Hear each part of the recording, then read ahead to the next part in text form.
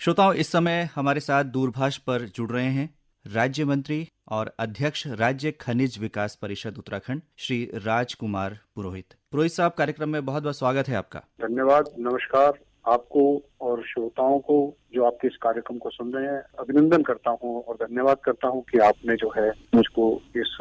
ऐसे समय में इस विषय के लिए चुना। मैं आपका धन्यवाद करता हूं। पुरोहित साहब, सबसे पहला प्रश्न तो यही है कि लॉकडाउन अब लगभग समाप्त हो गया है। अब हम इसे अनलॉक कह रहे हैं, अनलॉक 1। आज से परिस्थितियां बहुत बदल जाएंगी और काफी छूट दी गई हैं। ऐसे में सोशल डिस्टेंसिंग एक बहुत महत्वपूर्ण कारक बन जाता है। शुरू से ही प्रधानमंत्री जी कह रहे थे, तमाम जो विशेषज्ञ हैं उन्होंने भी कहा, चाहे वो चिकित्सा के क्षेत्र के थे या अन्य विशेषज्ञों ने इस बात पर जोर दिया कि हम सोशल डिस्टेंसिंग को मेंटेन करें। आपसे जानना चाहेंगे कि आप आज की तारीख में क्या अपील करना चाहेंगे, क्योंकि आप एक जनप्रतिनिधि हैं। देखिए, जो सोशल डिस्टेंसिंग की अगर हम बात करते हैं तो सोशल डिस्टेंसिंग का जो सवाल है, हमारी भारत की एक ऐसी व्यवस्था है जिसमें हम लोग पहले से ही सबको हाथ जोड़कर नमस्ते करने की व्यवस्था हमारे शास्त्रों के माध्यम से कहें या हमारे पूर्वजों के माध्यम से कहें दी गई है और पहले से ही इस महत्ता को बताया गया है। अगर हम वर्तमान परिवेश की बात करें, वर्तमान समय की बात करें, तो इस समय जहां पूरे विश्व में एक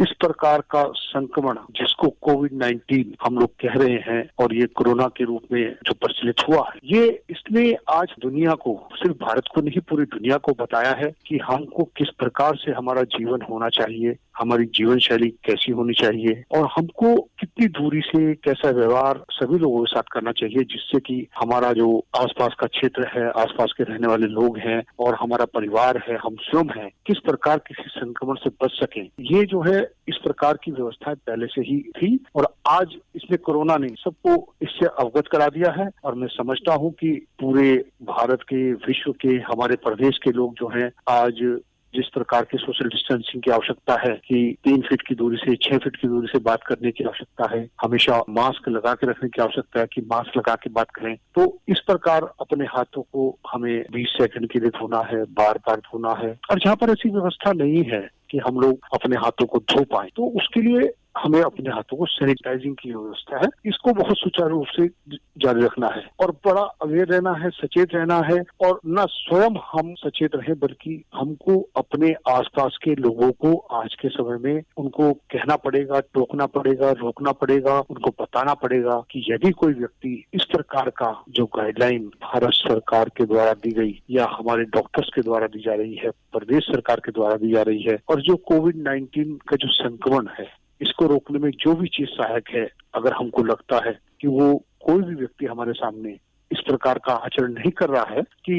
जिससे कि ये संक्रमण फैलने की संभावना बढ़ सकती है, तो हम लोग उसको रोकें, उसको समझाएं, उसको बताएं कि भाई आज आपका सहयोग पूरे विश्व के लिए, पूरी मानव जाति के लिए एक ऐसा सहयोग साबित होगा जिससे पूरी मानव जाति संरक्षित होगी और हमारा समाज संरक्षित होगा। और यदि फिर भी वो लोग नहीं मानते तो मैं समझता हूँ कि हमारे जितने भी जागरूक लोग हैं उनको चाहिए कि वो ऐसे लोगों के प्रति जो अपनी व्यवस्थाएं कानून के माध्यम से हुई हैं, उनको भी लोगों को शिकायत उनके माध्यम से करनी चाहिए, जिससे कि आम जनमानस इस बीमारी से बच सके, इस संक्रमण से बच सके और हमारा समाज सुरक्षित रह सके। हम लोग सुरक्षित रहेंगे तो मैं समझता हूँ कि हमारा देश सुरक्षित रहेगा, पूरा विश्व सुरक्षित रहेगा, मानव जाति सुरक्षित रहेगी। बड़े विस्तार से आपने बताया पुरोहित साहब। अब हम जानना चाहेंगे, जो कि आप अध्यक्ष हैं राज्य खनिज विकास परिषद के, तो आपका विभाग क्योंकि एक महत्वपूर्ण विभाग है और इसमें अनेकों श्रमिक कार्य करते हैं, उनकी क्या स्थिति है? किस तरह से आपकी गतिविधियां इस दौर में संचालित हुई हैं और आगे संचालित होंगी?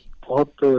आपका जो प्रश्न है बड़ा ही इस समय वर्तमान स्थिति को देखते हुए बड़ा मार्मिक भी है, क्योंकि आज जो हमारे ऐसे लेबर क्लास लोग हैं और जो लोग इस खनन के क्षेत्र में कार्य कर रहे हैं वो सब लोग इससे परेशान भी हुए हैं, अछूते नहीं हैं। और मैं समझता हूँ कि जो हमारा विभाग है, हम लोगों ने पूरी कोशिश करी, जैसे अध्यक्ष होने के नाते और सामाजिक कार्यकर्ता होने के नाते मेरे द्वारा भी पूरे जो हमारे लॉकडाउन की व्यवस्था बनी थी, उस लॉकडाउन में सोशल डिस्टेंसिंग का पालन करते हुए हमारे द्वारा उन लोगों के लिए राशन उपलब्ध कराना, पका खाना उपलब्ध कराना, इस प्रकार की व्यवस्था की गई। क्योंकि केंद्र सरकार और प्रदेश सरकार दोनों ने पहले से तय किया और निर्धारित करा और उसको आम जनमानस तक ये पहुंचा कर कि प्रदेश सरकार, केंद्र सरकार की नीतियों को भी हम लोगों का जिम्मेदारी भी है और अध्यक्ष होने के नाते मेरी अलग जिम्मेदारियां हैं। तो उन सभी जिम्मेदारियों का सामाजिक और समन्वय बनाकर हमने सोशल डिस्टेंसिंग का पालन करते हुए उनको राशन की व्यवस्था कराई। जिन ठेकेदारों के पास वो लेबर काम करती थी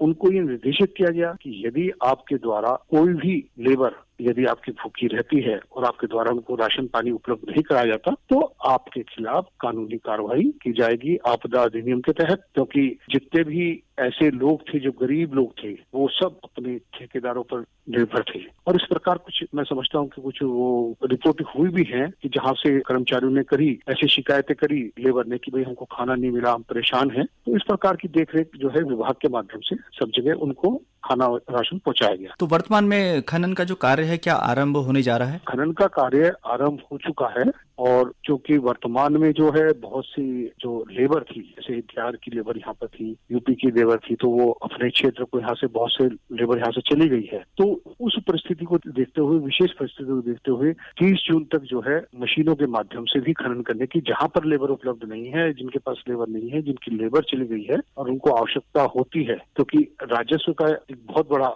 जो हिस्सा है वो खनन से प्राप्त होता है और उस राजस्व के माध्यम से जो राज्य की व्यवस्थाएं हैं वो की जाती है। तो इसलिए जितने भी ऐसे कार्य, क्योंकि अभी अगर हम 4 धाम प्रोजेक्ट की बात करते हैं कि उत्तराखंड के लिए हम पर्यटन की दृष्टि से 4 धाम योजनाएं जो हमारी चल रही हैं, जो विकास की सड़कों की गति हम काम कर रहे हैं, जो हमारे कंस्ट्रक्शन काम कर रहे हैं, वो सब खनन के ऊपर निर्भर है। तो उन कार्य को सुचारू किया गया है और मैं समझता हूँ कि वर्तमान में वो कार्य धीरे धीरे अपनी प्रगति पर है और इसी प्रकार मैं समझ रहा हूँ कि कुछ दिनों बाद जल्दी से जल्दी हमारी प्रदेश की पटरी जो है व्यवस्थित होगी और विकास जो है फिर तेजी से उत्तराखंड की गति पकड़ लेगा और उत्तराखंड तेजी से विकास करने वाला है। पुरोहित साहब, प्रधानमंत्री जी ने विगत अपने 2 संबोधनों में आत्मनिर्भरता पर बल दिया है। उत्तराखंड राज्य किस तरह से आत्मनिर्भर हो सकता है? वो कौन से उद्योग हैं जिन पर आप सोचते हैं कि ज्यादा ध्यान देने की जरूरत है और आम उत्तराखंड वासी उस योजना में सहभागी बने? देखिए अनिल जी की जिस प्रकार प्रधानमंत्री जी ने आज वर्तमान में स्वरोजगार की बात करी है, आत्मनिर्भरता की बात करी है, तो इस दृष्टिकोण को मैं समझता हूँ कि वर्तमान की त्रिवेंद्र रावत जी के नेतृत्व में चलने वाली सरकार है, ये पहले से ही इसके लिए गंभीर है और माननीय मुख्यमंत्री जी द्वारा एक पलायन बोर्ड का भी गठन पूर्ण रूप में किया गया था कि आखिर हम ये जाने कि किन कारणों से पलायन हुआ है और हम किन कारणों को दूर करें, किन परेशानियों को दूर करें, जिससे कि हमारे लोग पलायन ना करें और जो पलायन करके चले गए हैं वो वापस कैसे उत्तराखंड में आए और कैसे स्वरोजगार अपना करें। इसके लिए पर्यटन को और हम लोगों ने बढ़ावा देने का बहुत कार्य किया है। जगह जगह साहसिक खेलों की व्यवस्था जो है, ऐसे स्थान चिन्हित किए गए, 13 जिले 13 डेस्टिनेशन की बात की गई। तो इस प्रकार स्वरोजगार के लिए जितने भी मतलब होम स्टे की अगर हम बात करें तो होम स्टे भी इसका एक पार्ट है कि अपने स्वरोजगार पैदा करने के लिए जो है इस प्रकार की खेती में अगर बात करें तो जैसे बीच में हेम्प की खेती की भी बात हुई थी, तो उसमें भी ये है कि बंदर के द्वारा उस खेती का नुकसान नहीं हो पाता है और उन काफी चीजों में जो है वो उनके जड़ी बूटियों का तेल के रूप में प्रयोग होता है। तो इस प्रकार जितने भी यहाँ पे अभी आप देखें उद्योग में, बागवानी में इस प्रकार के जो छूट दी गई, व्यवस्थाएं की गई, जिससे कि लोग अपने घरों को वापस आए। बिजली के क्षेत्र में हमने सौर ऊर्जा में भी अभी बहुत बड़ा यहाँ पर टारगेट पूरा किया है और उत्तराखंड सरकार के द्वारा यहाँ पर जगह जगह जो है सौर ऊर्जा के प्लांट दिए गए हैं। तो इस प्रकार जो लोग स्वरोजगार अपनाना चाह रहे हैं वो लोग सब अपने प्रदेश को मजबूत बनाने में अपना योगदान कर रहे हैं। हम कह सकते हैं कि हमारे यहाँ जैसे फूलों की खेती है या फल हैं, इन पर विशेष जोर दिया जाना चाहिए। हाँ, बिल्कुल दिया जाना चाहिए। देखिए, आप पहले से दिया जा रहा है। मैंने कहा ना आपको, बागवानी की बात करेंगे, हम उद्यान की बात करेंगे तो इस क्षेत्र में कार्य कर रहे हैं। और अगर आप देखें तो भैंस जो एक दूरस्थ क्षेत्र है वहाँ पर भी मटर की खेती, सेब की खेती, और यहाँ पर आप अगर उत्तराखंड में देखें तो फूलों की खेती बहुत तेजी से हो रही है और इसका जो प्रचलन है वो बढ़ रहा है। और आम आदमी, क्योंकि कृषि योजनाओं में भी बहुत बड़ी सब्सिडी दी जा रही है, हमारे जो पर्यटन के क्षेत्र में है उसमें सब्सिडी दी जा रही है। तो इस प्रकार जो है सभी चीजों को, अब आप देखिए कि अगर हम पर्यटन को बढ़ावा देने की बात करें तो हमारी यात्राएं जो है, 4 धाम यात्राएं हैं, जो एक मुख्य चीज है हमारे उत्तराखंड के लिए, मुख्य व्यवस्था में हमारा सहायक सिद्ध होती है कि पर्यटन को बढ़ावा देने के लिए लोग आस्था के साथ आते हैं और पर्यटन पर्यटन का भी मजा लेते हैं। इस प्रकार पूरे भारत की आस्था का प्रतीक हमारा उत्तराखंड इस दृष्टिकोण से महत्वपूर्ण है। और इसके लिए चार धाम यात्रा की अगर बात करेंगे तो रेलवे की अगर बात करें तो रेल यात्रा बड़ी सुगम होने वाली है, रेल का कार्य बड़ी तेजी से चल रहा है, तो ये सब चीजें इसी के लिए है। जी पुरोहित साहब, बड़ी संख्या में जो हमारे भाई बहन हैं जो किन्हीं कारणों से अन्य प्रदेशों में गए थे, जिनको हम प्रवासी कहते हैं, उनको प्रवासी कहना ठीक नहीं है, लेकिन वो अब वापस आए हैं, तो क्या उनकी जो योग्यता है, उनका जो कौशल है, उनकी स्किल के हिसाब से उनके लिए कोई व्यवस्था की जाएगी कि वो यहाँ रुकें और यहीं कार्य करें? देखिए, मुख्यमंत्री जी द्वारा इस प्रकार की व्यवस्था की गई है, पोर्टल बनाया गया है। हमने कहा कि जो लोग हमारे लोग यहाँ से बाहर किसी न किसी जगह कोई नौकरी कर रहे थे, सेवाएं दे रहे थे, अब वो अपने उत्तराखंड में स्वरोजगार को अपनाएं। उनके लिए ऐसी व्यवस्थाएं, लोन की व्यवस्थाएं की जा रही है जिसमें सब्सिडी भी आ रही है, कुछ लोन तो बिना इंटरेस्ट वाले भी हैं। तो इस प्रकार की व्यवस्थाएं उनको यहाँ पर पुनः स्थापित करने के लिए अपने क्षेत्र में, क्योंकि पहले जो हमारे पहाड़ की जो सड़कें बड़ी खराब थी, व्यवस्थाएं खराब थी, बिजली पानी की व्यवस्था खराब थी, तो वर्तमान सरकार के द्वारा एक बहुत बड़ा कार्य इस क्षेत्र में किया गया कि जो मूलभूत आवश्यकताएं हैं उन आवश्यकताओं को पूरा किया गया। तो जब हम इन आवश्यकताओं को पूरा कर रहे हैं और आज वर्तमान में जो हमारे भाई बंधु बाहर थे और उन्होंने देखा कि इतनी मेहनत करने के बाद उस प्रदेश में उनको अगर आवश्यकता पड़ी तो अपने घर पर ही सुकून मिला, तो इसके लिए प्रदेश सरकार ने पूरी व्यवस्थाएं कर रही है। स्किल्ड लोग जो हैं, एक इस प्रकार का डाटा तैयार किया जा रहा है कि जो लोग बाहर से आए हैं यदि वो उत्तराखंड में अपनी सेवाएं देना चाहेंगे तो यहाँ पर जितने भी कारखाने हैं, जो ऐसी व्यवस्थाएं हैं, वहां पर उनका डाटा उनका हम किसी प्रकार से भिजवा सके और वो लोग आपस में उनके माध्यम से अपनी योग्यता अनुसार वहाँ कार्य पा सके और स्वरोजगार में अपनी दुकान खोलने के लिए, डेयरी खोलने के लिए,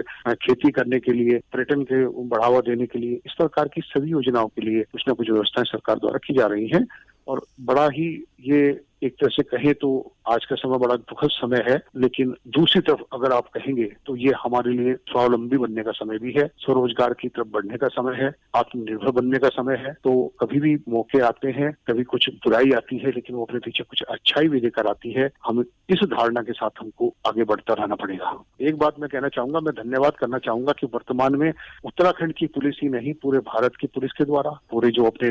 डॉक्टर्स हैं उनके द्वारा, अपने जो सफाई कर्मचारी हैं उन लोगों के द्वारा और ऐसी बहुत सी सामाजिक संस्थाएं हैं जिन्होंने अपना योगदान इस यज्ञ में अपनी पूर्ण आहुति के रूप में किया है, अपना सर्वस्व समर्पण किया है, दिन रात एक करके मेहनत करके अपने साथ धन धान्य के साथ अपनी सामर्थ्य के अनुसार इस कार्य को किया। मैं उन सबका भी अभिनंदन करना चाहता हूं, उन सबको धन्यवाद देना चाहता हूं और ये भी कहना चाहता हूं कि अपने लोग सोशल डिस्टेंसिंग का पालन करते रहें और जो गाइडलाइन मिली है, जो छूट मिली है, उन छूट को कितनी आवश्यकता अनुसार हमें इस्तेमाल करना है, इसको भी हमें अपने आप ही देखना पड़ेगा, क्योंकि सुरक्षा ही बचाव है और हम सुरक्षित रहेंगे तो देश को सुरक्षित रहेगा, हमें ऐसा सोचना है। पुरोहित साहब, अपने इतने अमूल्य विचार साझा करने के लिए और आकाशवाणी से जुड़ने के लिए आपका बहुत बहुत आभार, बहुत बहुत धन्यवाद।